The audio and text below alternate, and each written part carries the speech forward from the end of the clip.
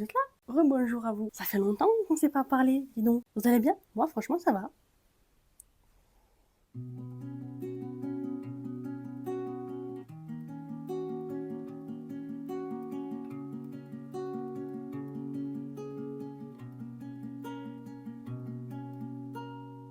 Coucou tout le monde, aujourd'hui on se retrouve pour un petit haul versus point lecture puisque je vais vous parler de quelques petits mangas que j'ai achetés cet été et lus dans la foulée. On commence tout de suite avec la seule lecture du mois de juin. Donc en juin, j'ai acheté le tome 6 de Father I Don't Want This Marriage aux éditions Pika. Donc c'est un webtoon comme on dit. Normalement, je vous en ai déjà parlé. Si vous avez vu mes autres vidéos, vous pouvez déjà connaître cette saga-là. Mais je vais vous faire un petit résumé rapide. C'est l'histoire donc de Juveliane. Juveliane, c'est une jeune fille qui va finalement avoir un retour arrière dans sa vie. Disons il va lui arriver quelque chose d'horrible. Elle va mourir.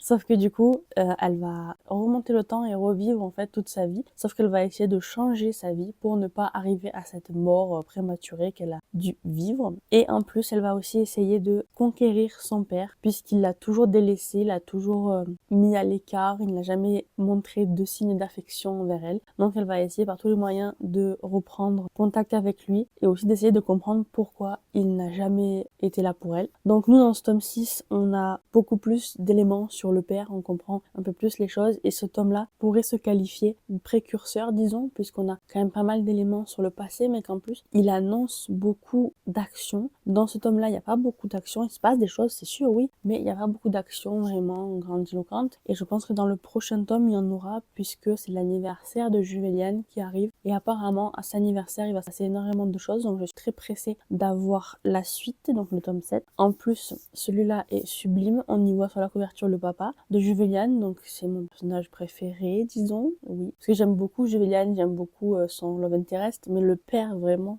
voilà, il est ouf.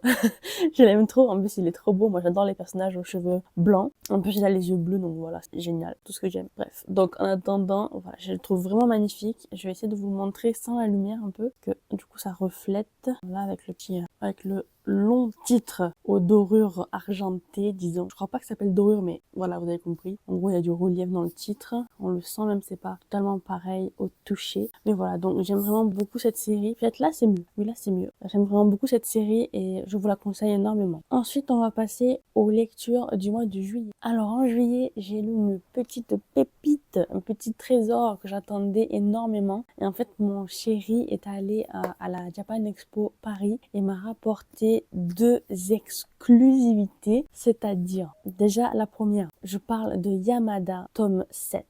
Yamada, bon, c'est un diminutif que je donne à cette histoire. Parce que dans le titre, il y a Yamada, mais en vrai, le vrai, c'est My Love Story with Yamada-kun at level 999. Donc, comme le manga précédent, c'est un titre à rallonge. Honnêtement, je préfère dire Yamada at level 999 ou juste Yamada-kun ou juste Yamada, parce que de toute façon, c'est mon personnage préféré dans l'histoire, évidemment. Mais voilà, donc, j'ai eu en cadeau de mon chéri le tome 7 de Yamada. C'est vraiment un tome, je dirais, tournant, que dans celui-ci, on retrouve vraiment le couple Akane-Yamada. Ils progressent énormément dans leur histoire d'amour, mais à côté de ça, il y a quand même une histoire qui se joue. L'intrigue continue, ça ne tourne pas qu'autour de la romance. Cette série-là est aussi tournée sur les jeux vidéo, donc c'est aussi très intéressant de ce point de vue-là. Et oui, puis de toute façon, c'est un peu ma lecture doudou, je l'attends énormément. Chaque sortie, chaque tome est très très attendu ici. Donc voilà, je suis très heureuse de l'avoir eu, en plus avec la belle jaquette, parce que honnêtement, il y a l'autre jaquette en dessous, c'est ça que je vous disais, l'exclu. Normalement, vous, si vous n'avez pas été à Japan Expo, normalement, vous n'avez pas cette jaquette-là. Vous avez que celle-là. Et moi, honnêtement, même si je la trouve très belle, je l'aime pas trop parce qu'elle est assez différente des autres couvertures de ce manga-là, de jaquette. Sur les 6 précédents, il y avait à chaque fois Yamada et Akane sur la couverture. Vous me direz, bon, c'est un peu superficiel, on s'en fout, en vrai, de la couverture. Non, on s'en fout pas. Je préfère qu'il y ait toujours une certaine continuité dans les couvertures pour cette série. Bizarrement, je préfère quand c'est comme ça. Et du coup, j'ai préféré celle-là où ils sont tous les deux, puisque, comme je vous dis, sur les tomes précédents, à chaque fois, il y a Yamada et Akane. Mais voilà, donc normalement, sinon, vous avez connu celle-là. Et derrière, il y a juste ça. Mais bon, c'est aussi très intéressant, très mignon. Moi, j'aime beaucoup. et sinon vous avez juste le résumé. Pour ceux qui connaissent pas du coup l'histoire de cette série, c'est pas compliqué du tout à comprendre. Akane, elle était en couple, elle s'est fait larguer parce que son ex-chéri est tombé amoureux d'une joueuse sur le jeu auquel ils jouaient en ligne ensemble. Akane est en depression time. Donc elle va quand même se rendre à un événement relatif au jeu et là elle va rencontrer un jeune homme, Yamada. Il est très froid, il s'en fiche un peu de tout. Tout ça parce qu'en fait il est un peu pas niais mais il est très timide. Il sait pas trop comment se comporter avec les autres. Oui, il est très renfermé. Donc c'est pas vraiment de sa faute en fait, parce que leur première rencontre est assez particulière, disons. Mais cette première rencontre va en amener d'autres, donc au final ils vont continuer de se côtoyer. Et on en arrive du coup à ce tome-là, le tome 7, qui est vraiment, comme je disais, génial par rapport à la relation entre les deux personnages. Donc je ne peux que vous conseiller de lire ce petit shoujo, il est vraiment bien. À la suite de ça, mon chéri m'a aussi rapporté une autre pépite. Il m'a rapporté Under the Oak Tree, le tome 1, magnifique, sublime dans cette édition-là, avec le jaspage et tout. C'est un toc-toc. J'aime trop, c'est un toc-toc. En attendant, il est vraiment génial. Il est sublime, sublime, sublime. Regardez comment il est beau. Est-ce qu'on voit que ça brille? Non, pas trop. C'est dommage. Mais bon, bref. En attendant, c'est super bien. Je l'ai lu tout de suite et je dois dire que, bon, comme ça fait un petit moment que je l'ai lu, j'ai un peu oublié, mais tout ce que je peux vous dire, c'est que c'est une histoire de mariage arrangé, de proximité forcée. Il y a aussi des triggers parce que la demoiselle ici s'est fait maltraiter dans sa jeunesse par ses parents. Donc, c'est pas du spoil, hein, parce qu'on l'apprend tout de suite et c'est dans le résumé. Donc, c'est pas du spoil, mais oui. Donc, il y a des gros triggers au niveau de la maltraitance infantile et même de personnes adultes. À côté de ça, lui, là, ce monsieur, on pourrait dire qu'il a des red flags, mais en même temps, il y a aussi beaucoup de green flags. Et en plus de ça, quand on lit des livres comme moi je lis, on n'est pas forcément au même niveau de red flag. Donc voilà, donc c'est quand même assez dur quand même au niveau de certains sujets. J'ai beaucoup aimé ce premier tome et je suis très pressée d'avoir le tome 2 qui va sortir très prochainement d'ailleurs. Et peut-être que quand vous aurez cette vidéo, il sera déjà sorti. Mais bon, de toute façon, je vous en reparlerai. Et peut-être que je relirai même celui-là pour avoir les idées beaucoup plus fraîches pour pouvoir lire le tome 2. Par contre, une chose que je ne vous ai pas dit, c'est que en juillet, quand j'ai eu ce cadeau là de mon chéri, vous pouvez avoir une jaquette alternative qui est très belle, hein. Elle est très belle, c'est vrai, je vous la montre. Voilà, elle est très belle. Mais, qu'est-ce qu'elle est nulle! La qualité est pourrie. Regardez-moi ça. Elle est cassée là, cassée là. Non mais, c'est quoi ça? C'est quoi ça, c'est ce papier là? C'est quoi ce papier? Donc oui, elle est bien, elle est géniale, elle est belle. Mais non. Non, s'il vous plaît, s'il vous plaît. Alors, ok, elle a subi le transport et tout dans la valise, mais non, c'est trop triste. Moi qui fais quand même super attention à mes livres et tout, je peux pas garder ça là. Ça là, c'est pas possible. Je peux pas. Donc du coup, je l'enlève. Ouais. J'hésite même à la jeter, mais bon, j'aime pas jeter mes affaires, mais voilà. Qu'est-ce que je fais avec ça? On passe tout de suite aux lectures du mois d'août, qui ont été assez légères, puisque je n'ai lu qu'un seul manga. En août, j'ai donc lu le tome 12 de A Sign of Affection.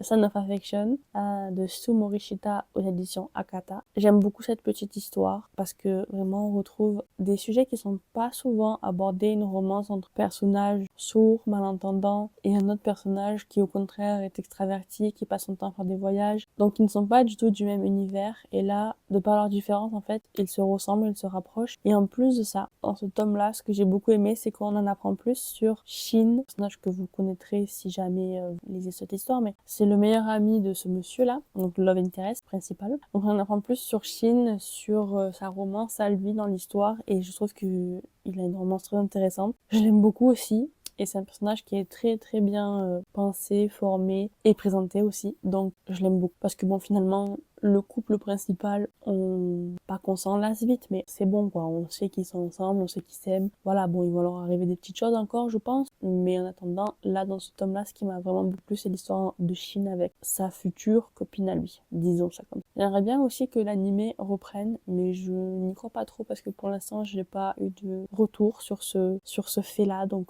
qu'il y aurait une saison 2. Mais bon, j'espère toujours qu'il y aura une saison 2. En attendant, il est sublime. J'aime trop cette couverture, elle est trop belle. Je sais pas pourquoi, je l'aime trop, mais je sais pas. Rien que les mains de la dame là, oh là là, je trouve ça trop beau. Ça fait très noble, en même temps très sexy. Bah, j'aime trop cette couverture. Pourtant, elle est un peu cacadois, je dirais. Un peu doré cacadois. Donc bon, ça pourrait être bizarre, mais juste le dessin là, Voilà, parfait. Et ensuite, au mois de septembre, je n'ai eu que 2 petits mangas, il me semble, à moins que j'en ai retrouvé certains. Mais en attendant, je vais vous en présenter 2. On va déjà commencer par le tome 5 de Bloom. Dans celui-ci, il se passe plein de choses, notamment leur sortie à la plage, qui est un tournant dans l'histoire de nos 2 amoureux principaux. Et en même temps, on en apprend beaucoup plus aussi sur les autres personnages, il se passe de choses entre eux, beaucoup plus d'interactions aussi dans ce tome-là. C'est une suite très prometteuse. J'aime beaucoup cette histoire et je pense que je vais la continuer, que ce soit en animé ou en manga. Donc je vais pas forcément vous spoiler le tome 5, mais pour ceux qui connaissent pas, c'est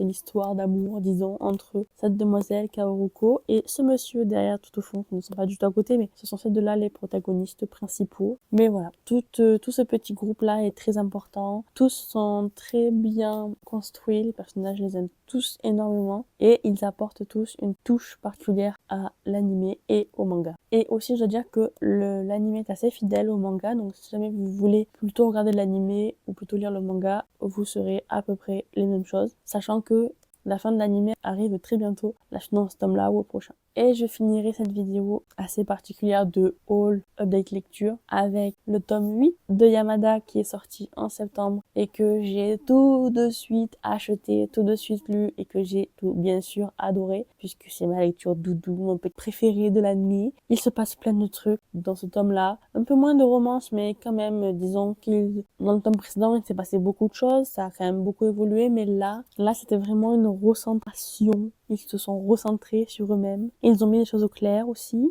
Ils ont une conversation un peu particulière quand même. Ils se posent beaucoup de questions, ils sont très angoissés. Surtout Akane qui se prend un peu la tête, vu qu'elle s'est fait quitter de façon très impropre, disons. Elle se sent un peu mal dans sa peau, elle pense qu'elle est un peu nulle et qu'elle n'est pas intéressante et qu'elle l'embête plus qu'autre chose à Yamada, parce que lui, il a une vie professionnelle déjà, et puis qu'il est trop beau et qu'elle ne le mérite pas, et que voilà. Donc il y a plein de choses qui font qu'elle est angoissée. Et lui, bien sûr, green flag en puissance, il va la rassurer parce que c'est Yamada, quoi, voilà, le mec parfait. Mais voilà, donc Yamada, tout ce que je peux dire, Yamada, c'est trop bien. On l'adore, Yamada. Et bientôt, il y a le tome 9 collector qui sort le 20 novembre, déjà précommandé. J'attends absolument ce coffret, il va être génial. Il y a plein de goodies à l'intérieur, des beaux goodies, des choses utiles. Pour une fois, c'est pas juste un acrylique ou une image ou un collé sur le mur. Voilà, c'est vraiment des choses utiles, même si j'en ai pas forcément l'usage tout de suite. Par exemple, je crois que dans ce coffret, il y a un tapis de souris,